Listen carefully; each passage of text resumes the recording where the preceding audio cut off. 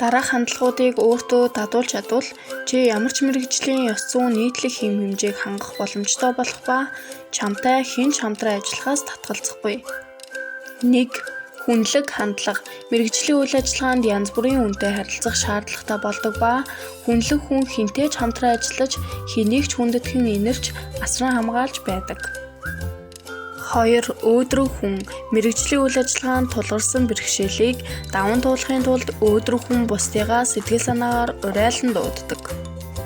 3. Өөртөө итгэлтэй хүн.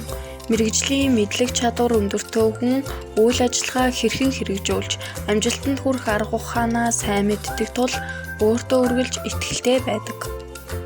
4. Эх оронч хүн.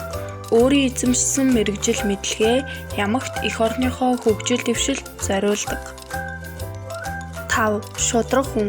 Мэргэжлийнхээ өмнө өргөсөн тангараг хүлээсэн үүрэгтэй үнэнч байж ажилдаа чин үнэнчээр хандаж зүтгэл чармаалт гарган хөдөлмөрлөдөг. 6. Зарчимч хариуцлагатай хүн.